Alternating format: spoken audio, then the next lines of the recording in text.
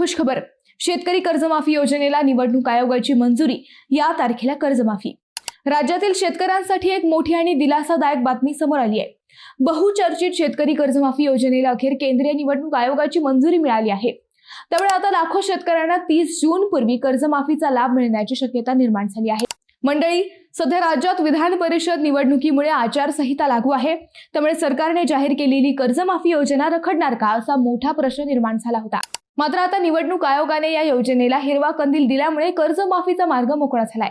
महायुती सरकारच्या घोषणेनुसार 30 सप्टेंबर 2025 पर्यंत थकीत असलेल्या पीक कर्जासाठी शेतकऱ्यांना 2 लाख रुपयांपर्यंत कर्जमाफी दिली जाणार आहे।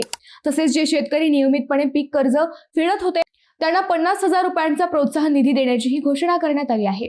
आता सर्वांचे लक्ष लागले आहे ते म्हणजे प्रत्यक्ष अंमलबजावणीकडे, कारण लाखो शेतकरी या मदतीची वाट पाहत आहेत। मंडळी, जर ही कर्जमाफी वेळेत झाली तर अनेक शेतकऱ्यांना मोठा आर्थिक आधार मिळणार आहे।